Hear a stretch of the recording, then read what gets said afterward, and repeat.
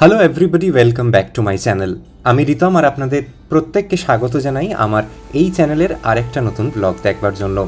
আমার মেঘালয়া ভ্রমণ সিরিজের এর আগের দুটি পর্বে আমি আপনাদের সঙ্গে শেয়ার করেছিলাম আমার কলকাতা থেকে শিলং পৌঁছানোর অভিজ্ঞতা। দ্বিতীয় পর্বে আপনাদের ঘুরিয়ে দেখিয়েছিলাম পোলো অর্কিড রিসর্ট চেরাপুঞ্জি এবং আমরা একসঙ্গে এক্সপ্লোর করেছিলাম চেরাপুঞ্জির কিছু অপূর্ব সুন্দর জায়গা, দেখেছিলাম নানা জলপ্রপাত এবং তার সঙ্গে আমি শেয়ার করেছিলাম যে আপনারা যারা একদিনের জন্য শিলং থেকে চেরাপুঞ্জিতে ডে ট্রিপ করতে যাচ্ছেন তারা একদিনের এই প্ল্যানটাকে কিভাবে গোছালে আপনাদের সুবিধে হয়। আজকের এই নতুন পর্বে আপনাদের জন্য রয়েছে আরও অনেক নতুন নতুন চমক। আপনাদের নিয়ে যেতে চলেছি এমন এক জায়গায় যেখানে গেলে আপনারা সত্যিই বোধহয় নিজেদের একবার প্রশ্ন করবেন যে এটা ভারতবর্ষেরই জায়গা তো। কোনো অংশে ইউরোপের কোনো অন্য দেশের থেকে কিন্তু কম সুন্দর নয়। আজকে আমরা এই নতুন পর্বে ঘুরে দেখব ডাউকি, আর এর সঙ্গেই আমরা ঘুরে দেখব এশিয়ার ক্লিনেস্ট ভিলেজ মলিনং এবং আজকের এই পর্বটি শেষ করব লিভিং রুট ব্রিজ দেখে। তাহলে চলুন আর দেরি না করে আজকের এই নতুন পর্বটি এখান থেকে শুরু করা যাক। ভিডিওটি শেষ পর্যন্ত দেখে যদি এনজয় করেন তাহলে আমার এই চ্যানেলটি সাবস্ক্রাইব করতে ভুলবেন না।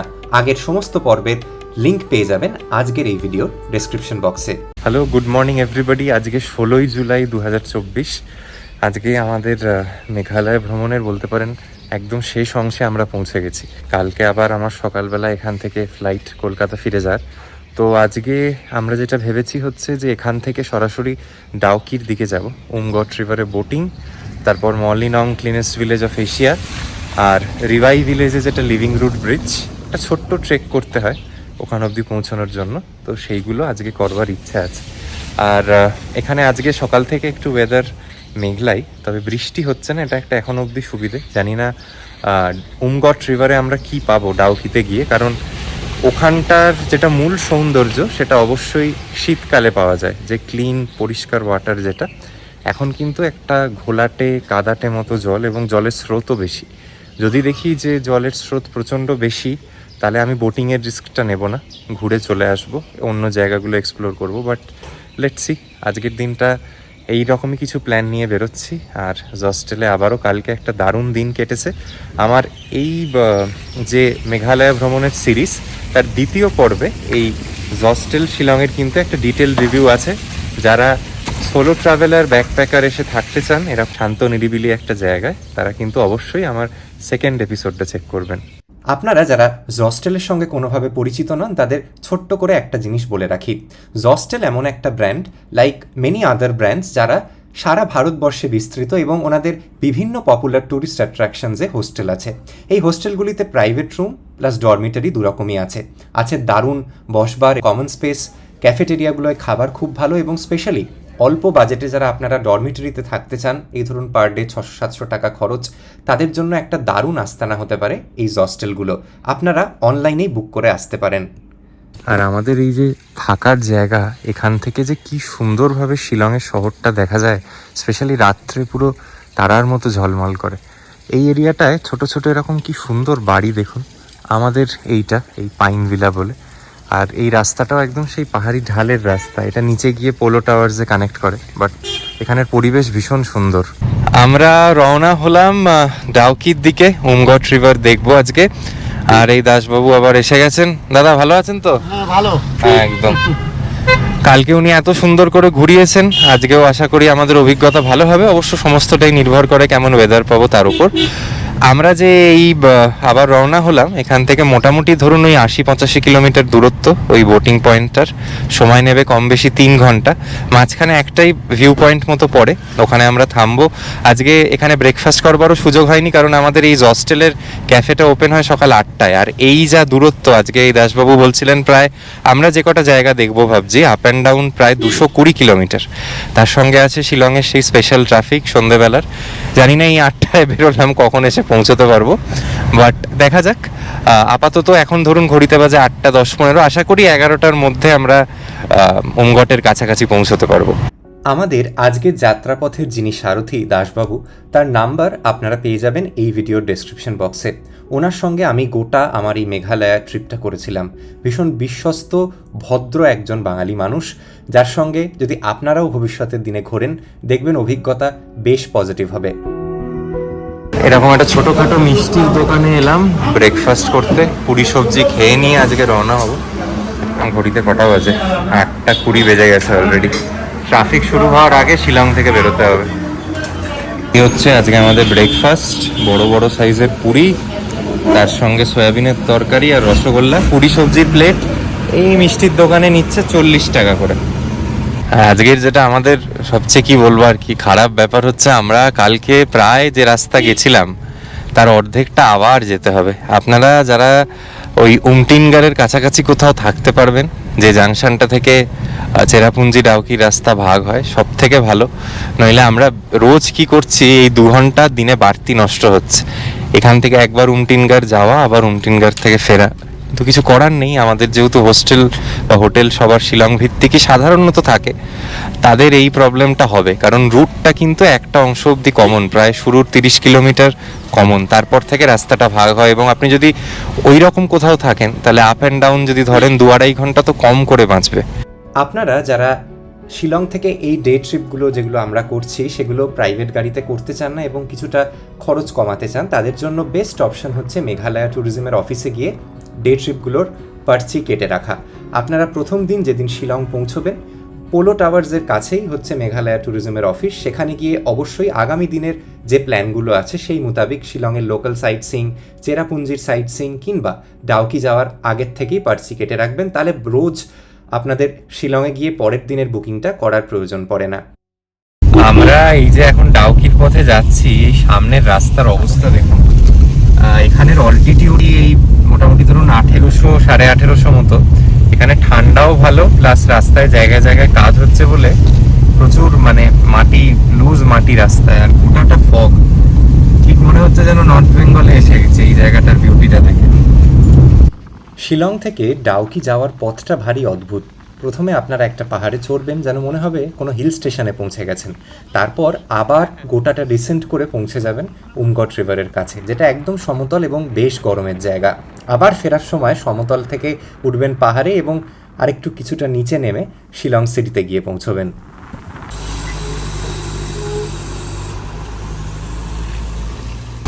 ডাউকি যাওয়ার পথে এই একটা ভিউ পয়েন্ট, মজনি ক্লাপিং শডার ভিউ পয়েন্ট।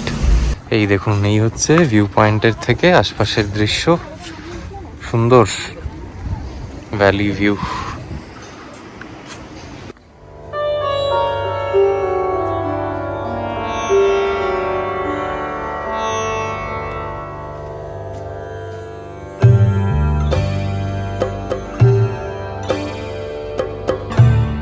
এই দেখুন, ভিউ পয়েন্টের একদম ধার থেকে আশপাশের অন্য ছোটোখাটো পাহাড়ি জনবসতিগুলো খুব সুন্দর দেখা যাচ্ছে। এই নিচে দেখুন ছোট ছোট বাড়ি। আমরাও কিন্তু এখন একটা ডাউনহিল ডিসেন্ট হবে। আমরা যেই পাহাড়ের উচ্চতায় আছি এখন বোধহয় অ্যাপ্রক্সিমেটলি 1600 মিটার আমাদের অল্টিটিউড। ডাউকির ওখানে একদম যখন নেমে যাব, ওটা একদম ফ্ল্যাট ল্যান্ড হবে, ওখানে আবার গরম। এখানে তো বেশ হালকা হালকা ঠান্ডা হাওয়াও দিচ্ছে।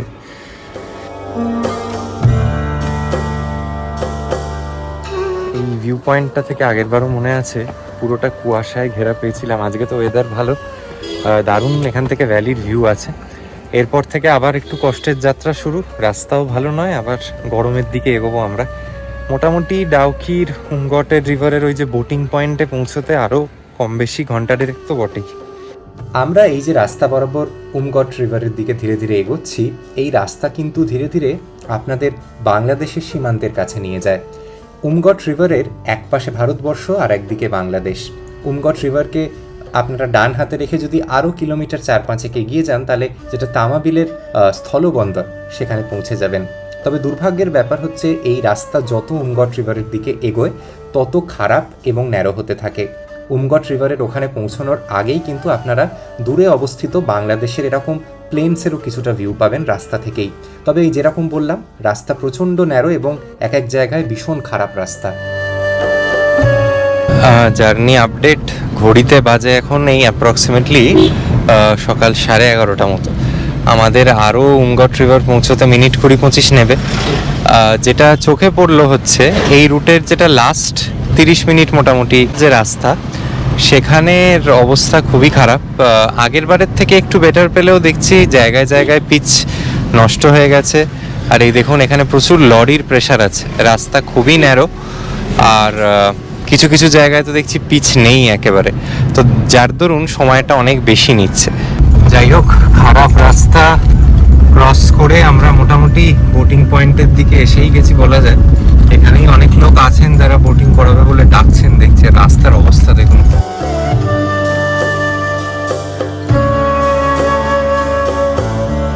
শেষমেশ ডাউকি ভিলেজের ব্যানার দেখা যাচ্ছে, নিচে উমগট নদী আজকে অসাধারণভাবে পরিষ্কার আছে। এই মনসুনে কিন্তু কাদামাটির একটা হয়ে থাকে, কিন্তু আজকে সেই সমস্যা একেবারেই নেই। চলুন যাওয়া যাক। এই হচ্ছে Dawki tourism and development society. এখানে যখন খুব ভারী বৃষ্টি হয় জলের রংটা একদম নোংরা বিচ্ছিরি লাগে দেখতে, ওই জন্য এখন কম্পারেটিভলি দেখছি ট্যুরিস্টও কম। এই সপ্তাহটায় সেভাবে বৃষ্টি হয়নি, তাই আমরা মোটামুটি ক্লিয়ার জল পাবো।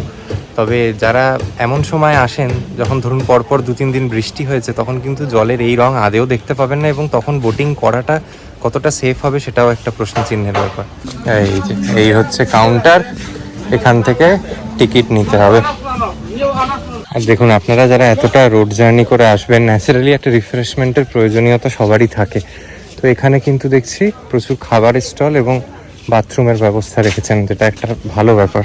আজকে দেখুন নদী অনেক শান্ত, বিশেষ কোনো জলের স্রোত নেই। এই দিকটা হচ্ছে শুরুর অংশটা। গোটা বোট রাইডটা 800 টাকা নিল পার্চি করতে, 3 জন যেতে পারে একটা নৌকায়। ওনারা আরেকটু আগে নিয়ে যান, একটা জায়গায় একটা মিনিট 5-এর ব্রেক দেন, দিয়ে আবার আপনাকে এখানে এনে ছেড়ে দেবে, এইরকম কিছুটা। বসে গেছি নৌকাতে, নৌকাগুলো এরকম হাতে টানা নৌকায়। এনারাই আগামী মিনিট 40-45 আমাদের ঘোরাবে, দেখা যাক।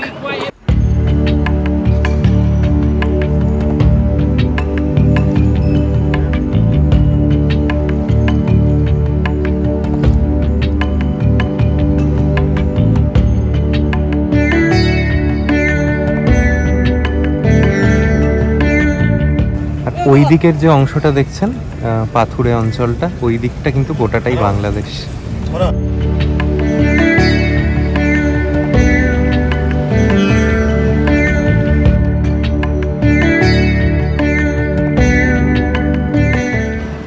শীতকালের সময়টা বাদে এই রকম সময় যারা আসছেন অবশ্যই টুপি বা ছাতা সঙ্গে রাখবেন। প্রচণ্ড গরম কিন্তু এখন এখানে কোনো ঠান্ডার ব্যাপারই নেই। 30-32 ডিগ্রি বোধহয় টেম্পারেচার হবে। আমাদেরও ওই জন্য টুপিটা আমি এবার আর ভুল করিনি। টুপি সানগ্লাস ছাড়া আগের বার এসে ভীষণ কষ্ট পেয়েছি। একদম দেখুন ওভারহেড সান, এখন দুপুর 12টা বাজে, সব থেকে গরম হয় এই সময়টা। আর এবার এই গরম আর মনসুনের যে একটা ভীতি লোকের মনে, সেজন্যই বোধহয় ট্যুরিস্টের সংখ্যা অনেক কম। দেখুন হাতে গোনা কটা নৌকা চলছে। অন্যবার আগের বছর মানে 1.5 বছর আগে যখন সেপ্টেম্বর মাসে এসেছিলাম, কানায় কানায় ভর্তি ছিল ট্যুরিস্টে।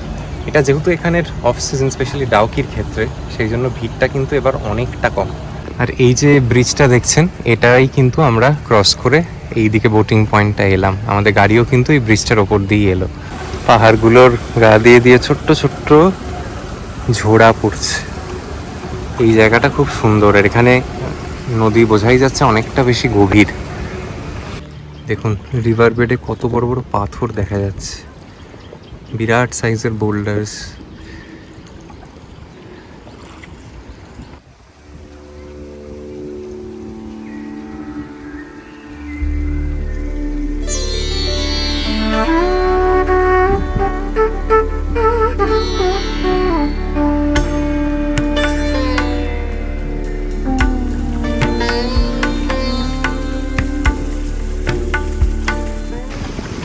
এই অংশটা কি সুন্দর দেখুন। এই যে ভিতরকার যে পোর্শনগুলো, এগুলো দারুণ লাগছে দেখতে। এদিকটা পুরো ছাওয়া হয়ে আছে, আর সমস্ত জায়গায় এরকম ছোট্ট ছোট্ট ঝর্ণা। এই যে বোল্ডার দিয়ে যে অংশটা, একটা ছোট্ট আইল্যান্ড মতো ক্রিয়েটেড হয়েছে। আপনারা চাইলে এখানে নেমে কিছুক্ষণ ওয়েটও করতে পারেন, সেই অপশনটা আছে। তবে আজকে যা গরম, সত্যি কথা আমাদের আর নামবার ইচ্ছে নেই, আমরা রিটার্ন জার্নিটা করে নেবো একেবারে। এখানটা দেখুন রিভার বেড দেখা যাচ্ছে, এদিকে জলটা অনেক পরিষ্কার, খেয়াল করলে বুঝতে পারবেন। একদম জলের মানে ডেপথ তো খুব একটা বেশি নেই এখানটা, একদম পরিষ্কার রিভার বেড দেখা যাচ্ছে। মোটামুটি আধ ঘন্টার এই বোট রাইড শেষ হলো। গরমটার বাদে এভরিথিং ওয়াজ টপ নচ। পৃথিবীতে তো কত রকমই বর্ডার দেখেছেন, তবে এরকম পাথর দিয়ে এবং নদীপথে এরকম বর্ডার এই খুব ইউনিক। দেখুন এই সামনের বোর্ডটায় লেখা আছে ইন্ডো বাংলাদেশ বর্ডার। ওইদিকে যাদের দেখছেন যে সমস্ত জল, নদী, মানুষজন সব বাংলাদেশের, আর এই পাশটা গোটাটা ভারতবর্ষ। আমরা যে সময় এইখানে পৌঁছেছিলাম জুলাইয়ের মাঝামাঝি সময়, সেই সময় কিন্তু বাংলাদেশ রিলেটেড এই প্রবলেমগুলো একেবারেই ছিল না। তাই আমরাও যখন বর্ডারের একদম কাছাকাছি যাই, যেরকম বলছিলাম তামাবিলের যেটা স্থলবন্দর, সেখানেও কোনো রকম কোনো অস্বাভাবিকতা চোখে পড়েনি। তবে এখন যে পরিস্থিতি বাংলাদেশের ভিতরে এবং তাকে ঘিরে বর্ডারে যে কড়া সিকিউরিটি, এখন যে ঠিক ডাউকি বা তামাবিলের কী অবস্থা তার কিছুটা আন্দাজ করতে পারছি। এবার আমরা রওনা হচ্ছি মলিনং ক্লিনেস্ট ভিলেজ অফ এশিয়ার উদ্দেশ্যে। মোটামুটি এই জাংশনটা থেকে 29 কিলোমিটার দেখাচ্ছে মলিনং অব্দি। মলিনং যাওয়ার পথে পরপর কিছু ভালো ভালো ওয়াটারফলস আছে। একটা তার মধ্যে একদম রাস্তার ওপরেই পড়ে, এটার নাম কি পরে জেনে আমি নিচে লিখে দেবো। বাট এখানের স্রোতটা দেখুন, জলটা এই দিক থেকে পড়ে এই রাস্তার এপাশে যদি দেখি বুঝতে পারবেন বাংলাদেশের ওইদিকে প্লেন্সে গিয়ে কিন্তু মিশছে।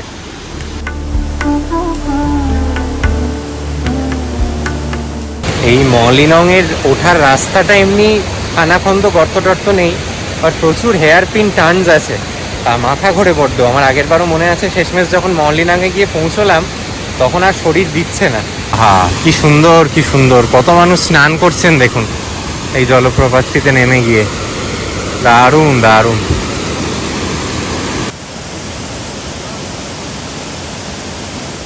আমরা এবার এসে পৌঁছেছি বোর্ড হিল ফলসে। রাস্তার ধারে এত সুন্দর একটা জলপ্রপাত, চলুন দেখি। এই পিছনে দেখতে পাচ্ছেন তো, দারুণ দারুণ।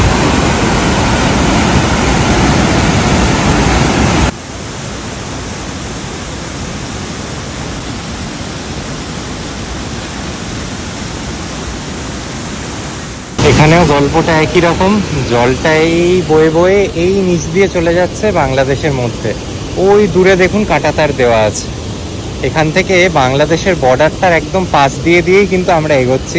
কোথাও কোথাও বর্ডারটা একদম গাড়ির ধার বরাবর যাচ্ছে।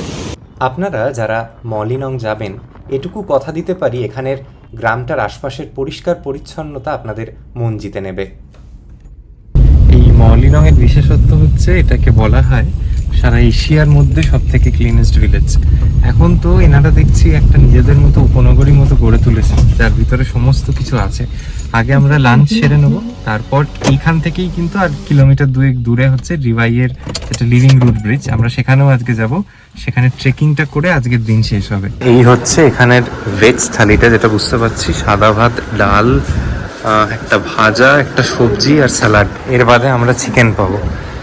আর এই হচ্ছে ওনাদের চিকেন 2 পিস। এই হচ্ছে ক্লিনেস্ট ভিলেজের রাস্তাঘাট। এই নিচটা দেখুন, এই পার্কিং লটের পাশে কিন্তু গোটাটা একটা মার্কেট এরিয়া গড়ে উঠেছে। এই মলিনংকে কেন্দ্র করে কিন্তু প্রচুর রেস্তোরাঁ দেখছি এবং হোমস্টে গড়ে উঠেছে। আপনারা এখানে এসে একটা দিন রাত্রিবাস করতে পারেন এবং সেটাই না লজিক্যাল ডিসিশন হবে। সমস্যা হচ্ছে কি, এই যে ধরুন এখনই প্রায় বেজে গেছে 3টে। এরপর আমরা রিভাইয়ের লিভিং রুট ব্রিজ যাব, ট্রেক করব, উঠবো নামবো। আমার আন্দাজ বলে বাই দ্য টাইম আমরা আবার গাড়িতে উঠবো তখন 5টা বেজে যাবে। আর ভাবুন আবার সেই 3 ঘন্টা ঠেঙিয়ে ব্যাক করা। যদি পরের দিনই আপনাদের ফিরে যাওয়া বা নেমে যাওয়া না থাকে, তাহলে বেটার হচ্ছে গাড়িওয়ালাকে বলবেন যে ওভারনাইট স্টে করবো মলিনংয়ের যে কোনো একটা ভিলেজ হোমস্টেতে থেকে গেলে আপনাদের সুবিধে, শরীরটা অনেকটা মানে রিলিফ পাবেন। ওই বড্ড হেকটিক হয়ে যায় এই দিনটা, কারণ সেই সকালে ধরুন 8টায় বেরিয়েছি, রাত 8টার আগে পৌঁছানোর কোনো রকম কোনো সুযোগ নেই। ট্যুরিস্ট ভেহিকেল কিন্তু এই ব্যারিকেডগুলোর এপাশে আর আসে না। বাকি ভিলেজটা আপনাকে এক্সপ্লোর করে দেখতে গেলে পায়ে হেঁটেই ঘুরে দেখতে হবে। দেখুন রাস্তার দুধারে প্রচুর ফুলের গাছ, প্রচুর সবুজের সঞ্চার, দারুণ লাগছে।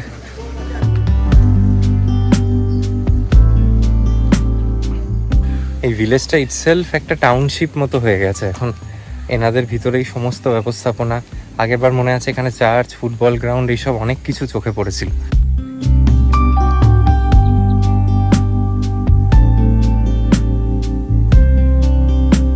এই যে মলিনং গ্রাম, এটা ধরুন ইস্ট খাসি হিলসে অবস্থিত। শিলং থেকে সড়কপথে দূরত্ব মোটামুটি 90 কিলোমিটার ধরতে পারেন। আর এটা এখন বিখ্যাতই হয়েছে যেহেতু এনারা এই খেতাবটা পেয়েছেন পরিষ্কার জিনিস রাখবার জন্য। তবে এখানে বিরাট কিছু যে একটা দেখার আছে সেরকম নয়, অনেকে যেহেতু ডাউকি আসেন তাই এই ভিলেজটা যেহেতু ফেমাস সেই জন্য ঘুরে যায়। আর যারা রাত্রিবাস করবেন তারা এরকম একটা পরিষ্কার পরিচ্ছন্ন জায়গায় থাকতে পারবেন, এটা একটা পাওনা। আমরা আর এখানে সময় নষ্ট করব না, আমাদের এবার এগিয়ে যেতে হবে হচ্ছে লিভিং রুট ব্রিজের দিকে। ওটা মিনিট 40-45 আপ ডাউন মিলের তো আছেই ট্রেকিংটা, তো সেটা করে আমরা আবার রওনা দেব আজকে শিলংয়ের উদ্দেশ্যে। রিভাইয়ের লিভিং রুট ব্রিজের দিকে যাওয়ার জন্য এখন একটা নতুন রাস্তা তৈরি হয়েছে, সেটা দিয়ে আপনারা যদি যান আপনারা লিভিং রুট ব্রিজের অনেক কাছে পৌঁছে যেতে পারবেন। ট্রেকিংয়ের সময়টা কমে যায়, কষ্ট কম, অনেকটা সময় বাঁচে। আমরাও এবার কিন্তু সেই নতুন রাস্তাটা দিয়ে নতুন পার্কিংয়ের উদ্দেশ্যে গেলাম। গাড়ি কিন্তু এখানেই থাকবে আর এই পথ দিয়ে আমাদের নামা শুরু। এরকম কিছুটা সিঁড়ির ব্যবস্থা এখন অনেক ভালো হয়ে গেছে জানেন। আমরা আগেরবার যখন এসেছিলাম অবস্থা অনেক খারাপ ছিল। অলরেডি কিন্তু আমি জলপ্রপাতটার আওয়াজ শুনতে পাচ্ছি।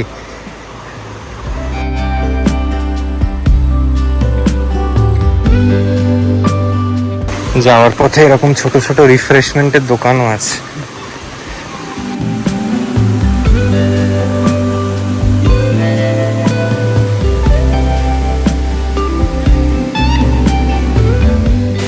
পার্কিং থেকে জাস্ট 5 মিনিট লাগলো, এখন হাঁটাটা একদমই কমে গেছে।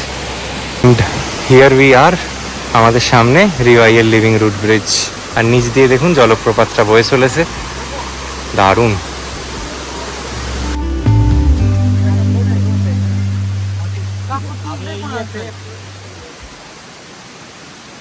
মেঘালয়ের মধ্যে অনেকগুলো লিভিং রুট ব্রিজ আছে, single decker, double decker living root bridge, কিন্তু সেগুলোয় পৌঁছতে গেলে প্রচুর ট্রেকিং করতে হয়, একটা গোটা দিন লেগে যায়। যাদের শারীরিক সেই সক্ষমতা নেই তারা কিন্তু এই লিভিং রুট ব্রিজটায় আসতে পারেন। ওঠা নামা মিলে আপনার হাঁটা খুব বড় জোর হলে 15 থেকে 20 মিনিট নেবে। এখানের আশপাশের পরিবেশ ভীষণ সুন্দর, জল একদম স্বচ্ছ এবং দারুণ উপভোগ করবার মতো একটি জায়গা।